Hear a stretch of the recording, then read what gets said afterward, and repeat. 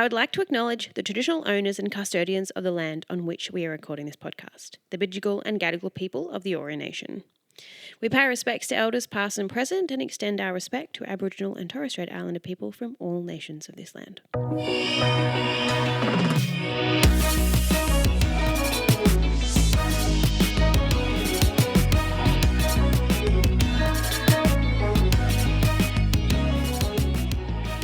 Hi, we are here with YAGKI and we're going to do an awesome interview with her about all things music. Thank you so much for joining us on the Pick Me Up podcast. Okay, thank you for having me. I'm going to start with a bit of a big question, Mm-hmm. and your answer can't be good. Yeah, I can do that. How are you? I think that I'm feeling that right now, to give a big answer, that I'm not doing enough. I think that as an artist, there's that constant feeling of, okay, it's cold outside, my voice isn't feeling the best, I need to be doing more.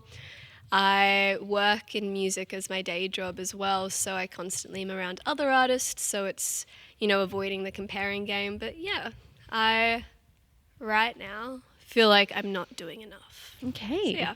Straight into it.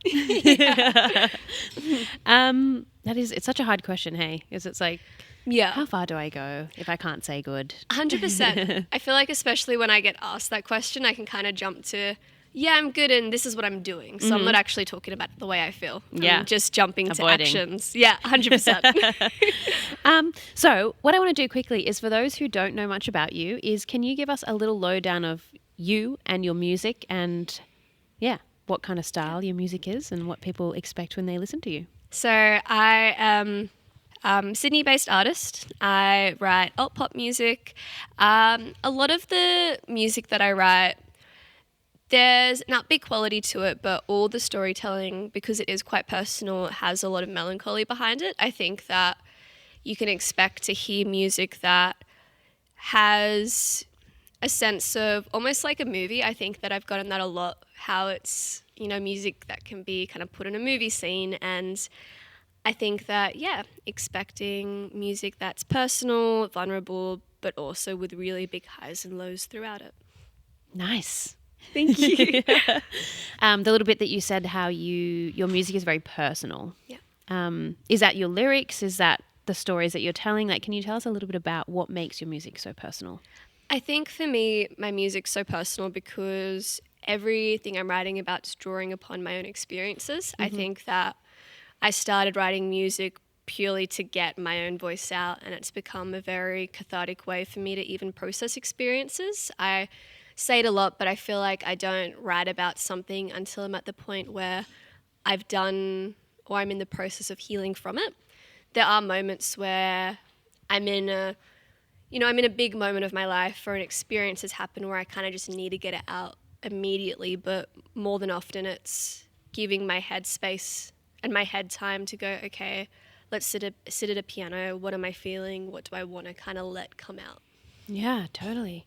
That's so nice. Thank you. And is piano your go-to when you're writing?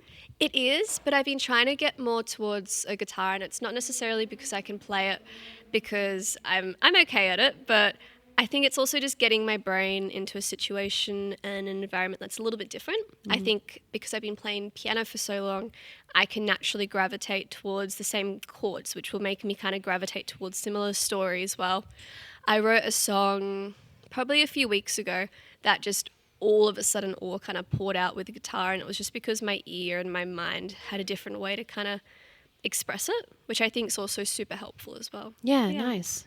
And just going back a little bit, how did you get into music? Honestly, I got into music because I had a very interesting upbringing, to give it a word like that. And I used to listen to CDs to take myself out of the situation I was in. So when home life wasn't good, I would put on a CD and I would close my eyes and I'd imagine something else. And I'd honestly some nights kind of sit at the CD player replaying the same song so I can kind of revisit that same scene that I'm feeling in my head. And this started from about like 6 or 7 years old, and it also became a way music for me to kind of soothe myself. I grew up with really bad sleep paralysis, and that really influenced the way that I could express myself, because even growing up with that, waking up, you felt very shattered and very on edge. So to be able to use your words became very difficult. So after years of listening to music and getting this really strong visual connection to it, I started eventually writing my own. So that's how I got into it. Yeah, wow. And look, I know I said I was going to talk about this later, but seeing as you've kind of touched on it now, can you tell us a little bit about your upbringing? Because I know a little bit about it, but I think it's a really, I'd love to know a little bit more. Thank you. So the first 3 years of my life, I don't know where I was. So my brother and I, who's a year and a half younger than me, maybe with my dad, maybe we're with my mum, I have no idea. It wasn't until when I was 3, my lungs collapsed on me because my mum had left ecstasy tablets out in a motel in Sydney's West, and I swallowed those. Both lungs collapsed on me. I was put in a coma. I think it was for a few days. To be honest, I only found out about that because I was 7 or 8 going through these random documents at home that I just kind of found myself to, and I was a pretty smart kid, so I got a hand of the internet quite quickly and started Googling, and that story was still in the internet. So that happened when I was 3, and my brother and I went straight into foster care between 3 to 5. Don't remember too much of that, but photos and like being told that is how I kind of remember that. And then we moved from just multiple places in Sydney's West, so Villawood, Bankstown, just around those areas. I grew up living in Housing Commission in Bankstown for a while, and that had its own sort of stories and experiences in that, especially being only about 11 or 12 when I lived there. My brother, obviously a year and a half younger than me. And then, again, just moved around a lot, lived in Housing Commission close to the city in about the Drummoyne 5 Docky area. And that's when I left home at 16. And it was a decision that, I guess for me, I always knew that I wanted to do music. And I kind of had to prove to myself and prove to others as well that knew about the situation, especially at school, that I was a 16-year-old kid that just wasn't running away from home. I was trying to get out of a cycle of, being in a low socioeconomic environment, a family, kind of having to live day to day, and then all of a sudden it's 20 years and you've been stuck in that. And I clocked onto that quite quickly, and I think going back to music for a second, I was never necessarily good at music. I don't think I ever was until I started really getting training, and it was, I think for me, the fact that I had to use music as a way to give myself purpose, because living in social housing, you lose that, and you lose the idea that your purpose isn't just survival. And I think that for me, especially as a kid, I think that a lot of the times those, my upbringing kind of brought on really early thoughts influenced by anxiety and depression, and me leaving home was kind of that hope of I can be better. So lived in a women's refuge for a few years until there was one night, and tell me if I'm going on a tangent or not. No, I'm so happy to hear about this if you're happy to share. Yeah, of course. There was one night that I was in this women's refuge, and it was all girls between 13 to 18, maybe 17 actually, but I would have been 15, 16. And I remember this girl coming through maybe midnight, because all the other girls kind of woke us all up because they were, peering off this balcony that was in there to kind of look inside to see what all the noise was. And there was this girl that got walked in by 2 police officers on either side, and she would have been about 12 or 13, because maybe she broke curfew, maybe, she went to go see a boyfriend or girlfriend. And I think that in that moment I kind of told myself that I didn't deserve to be in that place. And I think it was not, and now I know that I definitely needed it. But I think that for me, and it's something that I can kind of really see myself doing, it's oh, I have music, so I don't deserve to be in this. Oh, I have a really, I've got drive to do this. So even though my situation's very similar to someone else, I need to give up my bed for someone else that needs it. So I left, and yeah, I lived with a couple of different partners to try and figure out what I was doing there, and then that was a bit of How the old upbringing. were you at this point? I would have been 17, 18. Yeah, okay. So 17, 18, doing my HSC through the refuge and also just jumping to a partner's house, which wasn't the best idea at that age, but I guess it's sort of like whatever I could do to survive. And that was my upbringing. So, yeah. It's an incredible story. Thank you. Just like having all that as your upbringing, and now kind of like you're very comfortable with talking about it and so Yeah. open about it. And does that, like, why are you so comfortable with talking about that? I know that's an odd question, but No, it's definitely a fair question. I think that I'm comfortable now because I'm comfortable with letting my reaction come through. So I'm comfortable with, seeming anxious as I'm talking about it. I'm comfortable, struggling to sometimes make direct eye contact because I've kind of got to see it as I talk about it. I think that I'm more comfortable with letting my body and my mind and my voice share the story or however it feels natural. And I think that with my upbringing and even with any sort of situation that kind of brings on a trigger, it's just giving my body time to understand that. And it's also taken me a long time to realize, and it's still a continuous journey, but to know that every single experience that I've had has shaped me. And I think that I'm still in a very, a long journey of also knowing how much I did and how much I had to do so young, and also being very grateful of that.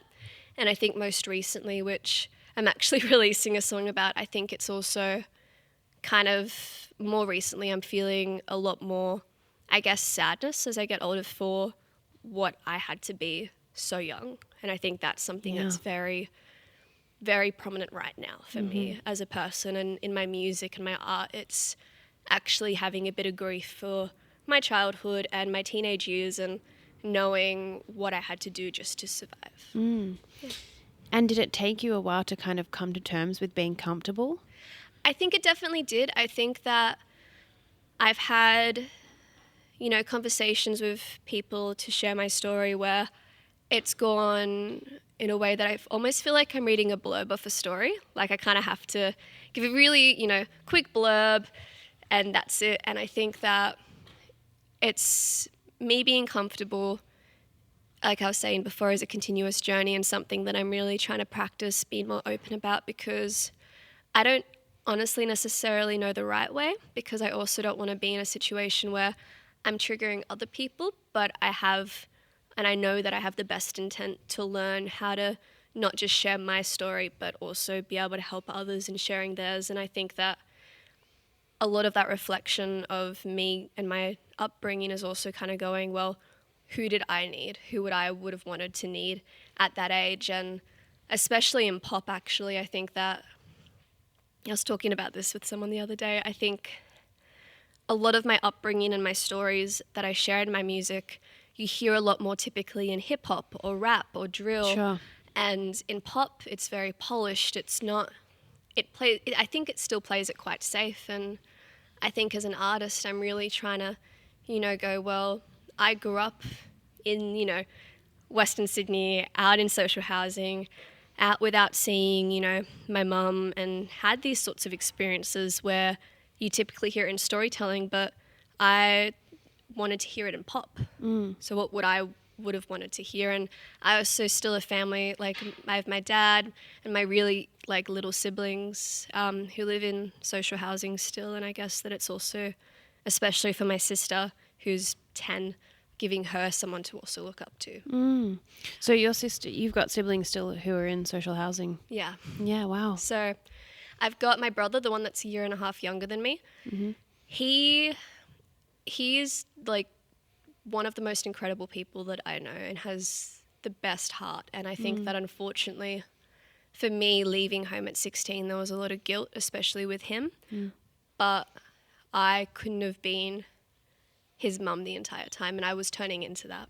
Sure. And I think that I definitely still carry a lot of guilt for him, because unfortunately he has gone into a bit more of the system that happens with kids that grow up in Housing Commission, and doesn't have a solid job. I don't know what he does for work. I don't want to know what he does for work, but he still has the kindest soul and the most beautiful heart. So I think that I still carry a lot of guilt in my adult years for kind of knowing what I could have been to help, but also knowing that I could have lost myself in that process. And I think that there's not enough really said at all about, you know, people that actually jump out of that system of Centrelink and social housing. And like I grew up seeing, you know, thank goodness not in my own home, but in just being in those apartment blocks, a lot of domestic violence cases. Yep. And I think that a lot of that guilt that comes from just being able to leave and try and make a better life is something that I'm really trying to share. And I still kind of have to see that every time I go and visit my family. And there's been times that I've left like a visit with like I've gone to go see my dad and my siblings, and I've left kind of crying in my car. And I think it's just kind of going back into it and stepping out, which can also be quite hard to do as well. Absolutely. But yes, yeah. I just talked, so I'm sorry. That is so fine. I think it's really beautiful that you're so open with that, because, you know, there could be, who knows who listens to this podcast, but, you know, here's your story and it kind of gives them just a slight encouragement or something they can relate to, or, you know, it's just something that they need to hear in that moment. Definitely. And I think that a lot of what I'm starting to talk about more, I'm realizing as I talk about it to go, oh, actually, I needed to hear that. I needed to know that existed, because even the guilt with leaving, which I keep coming back to because that definitely is like a key moment for me.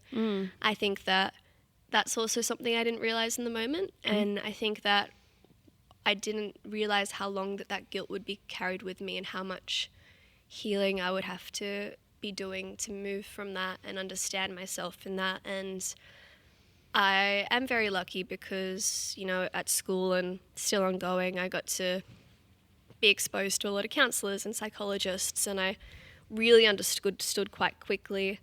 And I don't know why. I can't really give a reason why. I kind of just knew that I needed to have something to talk about and someone to talk about in a safer space. And the idea of growing has just always been so important to me, and that's been so helpful as well in that process too. It's lovely. Thank you. I'm going to break up this little section now. Yes, of course. With the top 3. Yes. Which is, I'm going to give you the top 3, and then we can talk about it, and I'll do my top 3 as well, so we can do it together. When I remember what your I do remember what your top 3 is. Okay. So silly question, and I hope this doesn't interrupt the podcast. Is shoes okay on the couch? I think it's fine. Okay. Shiny white shoes, why not? Not water though. No, that's fine. All gone. So your top 3 fashion items that you currently own. Okay, so I currently own these white Reebok high top shoes, and I didn't realize that the high tops aren't really in, but I think they're really cool. I feel like whatever you rock is in. Thank you. You know? I also, ironically, am wearing it now. Recently found this red, white, and black jersey, and it is very YAGKI coded. And It is very YAGKI. It really fits your vibe. I know. I love it. What else do I love? Oh, I have this really big Tommy Hilfiger vintage shirt that I found at like a TK Maxx. I think a couple of months ago, and it was the best thing that I'd ever found. It was like $20-$30, white, long sleeve, bit of yellow.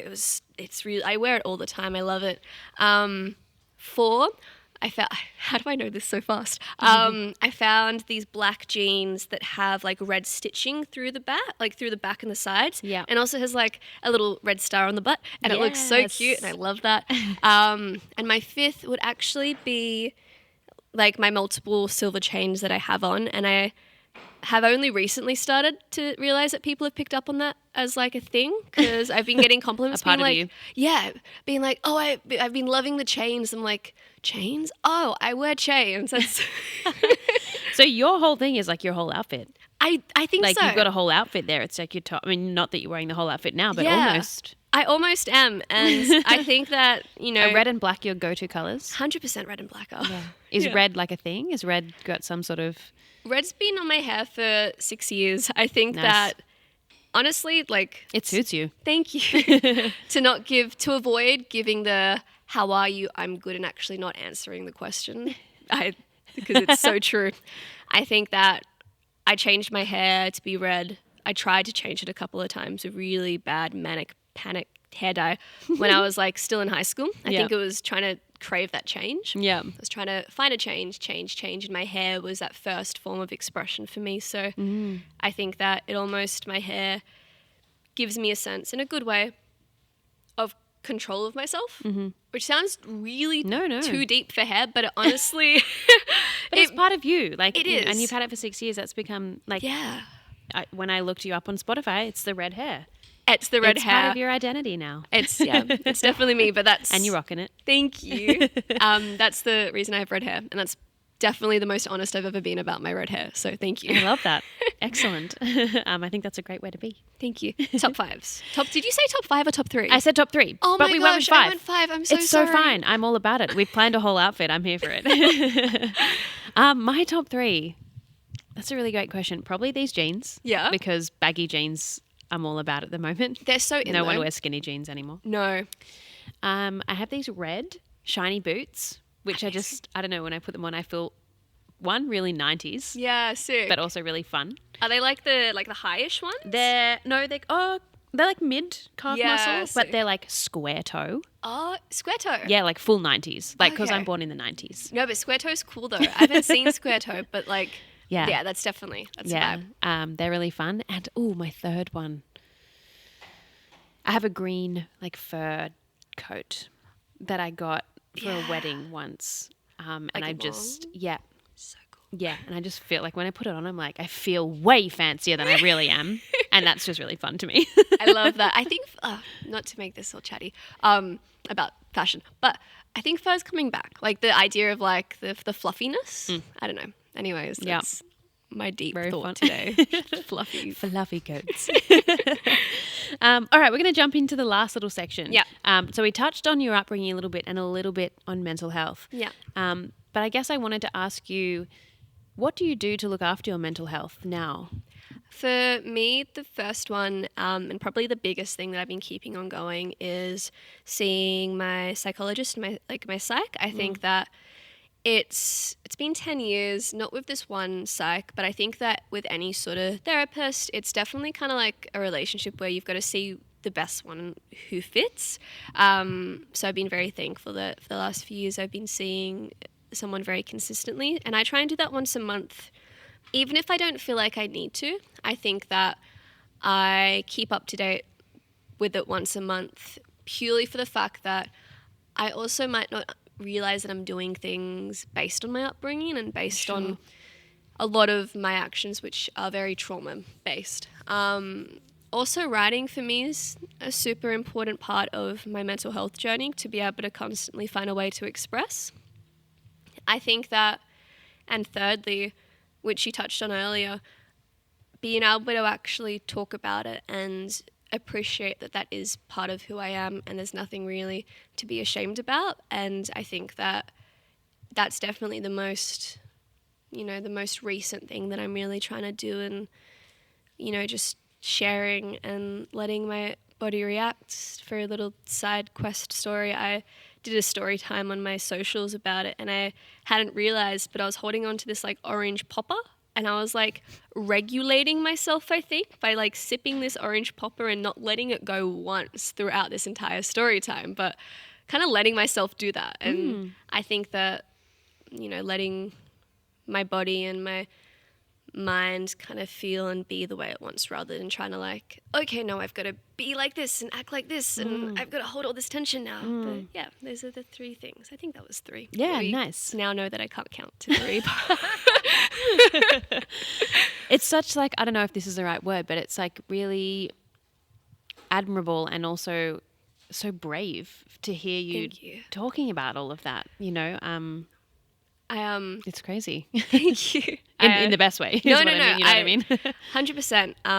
And I think that I've been really lucky, like with you and other people around my life, to kind of really kind of mention that. I think that I'm still trying to also appreciate that in myself, because I think from like a third party point of view, I'm like, it is a brave thing, but actually feeling it in myself. To feel that is totally different. It's totally different. And I still feel like I haven't got there yet to really understand that, but I know that will come. I think that it's also okay when talking about, mental health. I, again, personally, to also acknowledge the things that I'm still working on. And that's a big one for me. And I think that just knowing that it is brave and it is something that is hard to talk about, and acknowledging that in myself is something I'm still trying to get better at, and still practice that appreciation from my own heart as well. Yeah, for sure.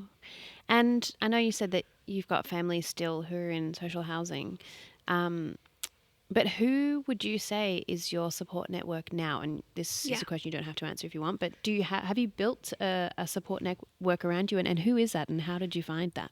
It honestly took me a very long time to build, and I think that honestly it was something that I had to trial and error a lot, because of the fact that I didn't grow up with an example of what a support network looks like. Although my family, besides, my mum that was really never there, I think that no one in my family didn't want to be that. It's that they didn't know how to from their own parents, and their parents didn't know how to. So it's generational rather than them actually not wanting to be that. So I didn't grow up with that. It took me a while to figure out, because I think that I was jumping to, I'm 17 and this, boy who's a little older than me wants to take care of me. That's right. And having to go through that to realize that that's not right, and having to build that, I think, came from a lot of, not actually having the right people that were that around me. And I'm at a really good point where, for my home life, I live with a beautiful partner who is really caring and lets me talk and appreciates what I have to say as well, and definitely makes me feel heard. And that came from a few partners of, this person doesn't have the right intent around me. I think that family, although they definitely do support me, I think that it's not a support network, because when I go in there, I'm still caring for them. I'm still caring for them in the way that they kind of look at me like this shiny light. They ask me how work is, they ask me how music is, because they don't have any of that. So there is this idea that I'm still kind of providing hope, which is also so heartbreaking as well to go in there and see. And then I also have a lot of friends, which I'm really grateful for, but I've got a few key friends that I know, I could pick up the phone and go, hey, I need you, and they'd be there straight away. So that's taken a while to kind of figure out who in those friendships were really, truly there. And I'm actually in a really good workplace as well. I think that the team that I work with in my day job are so caring and make the environment so supportive. They also are really encouraging of, if a mental health day is needed, there's validity in that too. So, yeah. Yeah, nice. Thank you. I'm going to step forward into you have a single coming out in 2 days. In 2 days. Tell us about it. What's it called? Where can we stream it? Amazing. It's called Just a Ghost. You can stream it on Spotify, Apple Music, Tidal. Does anyone use Tidal? Amazon, all the other stuff. I feel like I had Tidal for like a week and I was like, I don't understand this platform. Yeah, I don't either. And anyways, those stuff. Everywhere. Streamed on all the things. I also have a music video with the release that I actually involved my little sister with as well, which is cute. really, really cute. It's about a lot of the things we actually talked about. Just a Ghost is about the guilt of me leaving home at 16 and the weight that I carry. And it's a song that talks to different parts of who I am. And even in the chorus, like the line is like, I carried the weight that you placed over me. You act like you're right, but you fight. And there's a really key line in that song, which was where the title Just a Ghost come from. It's where Just a Ghost is about that feeling that your mental health, your past, your weight that you feel like you have on yourself is the thing that's leading you, and you're just a ghost to that. And that's the line, I'm just your ghost that still bleeds. I'm just you know, my upbringing, my mental health. I'm the ghost to that, and the song is about really just trying to fight for myself again. So it's a really personal song, and the music video, I involve old VHS footage of me as a kid. I involve my sister to kind of really touch on the generational impact of that and how that can just keep going and going. So that's a bit about it. Wow. I know you said that your inspiration is from your upbringing, and you draw a lot from that, and that's, you know, something also that you use to sort of deal and process everything that happened. What is your lyric writing process though? Like, how do you sit down? And you mentioned you play piano, but you're trying to move to guitar. Like, talk us through a little bit about your lyric writing. I love lyrics so much. I got practicing on the idea of like stream of consciousness writing, and I think I really connected to that because and it's a practicing thing. It's definitely something that didn't come to me naturally.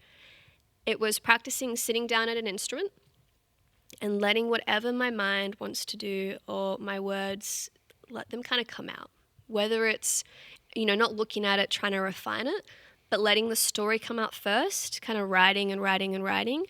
And then once I feel like it's out, then taking a step back, coming back to the lyrics maybe a day or two later, coming back to it, giving it space. So my lyric writing is really influenced by that idea of stream of consciousness writing, where I'm really just kind of pouring it out. And that took a couple of years to practice. And I do think I'm at a really good point where it's quite comfortable for me to do. But yeah, it took a while to kind of not try and look at words and try and refine it on the spot, and to look and kind of judge it and go, no, that's not good. Just letting all of it come out. Yeah. Nice. Thank you. I love hearing about how artists come up with how they write their songs and how all their music comes together. I think that's really cool. So it comes out in 2 days, August the 2nd. Yeah. Is the music video out at the same time? It is out at the same time. Woo! Awesome. Well, we're going to do our last little section, which is scenario. Yep. So I'm going to read out the scenario, and then we have to sort of like pose in our reaction to it, and we'll take a photo and we'll pop it on the socials. I love it. So I'm going to read out the scenario, which is dun dun dun. If I can find it. Oh my goodness. Oh wow. Okay. You ask for a pet dog for Christmas, but told you can't have one. But then, when you wake up on Christmas morning, you are greeted by 100 puppies. So, Yep. we're going to do a little still of that. Okay. Thank you so much for joining us on this podcast. And it's been really brave, inspirational, like cool to hear you talk about all of that. Because I think it's so nice that you're feeling comfortable, one, to share that here when we met 20 minutes ago. And two, just I think it's really awesome. That's what Listen Up Music is about, is building a community and a space where people feel that they can share these kinds of stories in a safe space with people and a support network around them. So it's really cool to hear you talk about it. Thank you. And thank you for having the space for me to do so. I think that it honestly has been the first sort of podcast interview where I've just been able to kind of like feel like I can just be me. And Great. Thank Excellent. you. I'm very glad you feel like that. So single is out. Check it out. Stream it on all the services. We'll put a link in the episode bio as well for it, and to all of your socials so that people can check you out. Thank you so much. Thank you so much.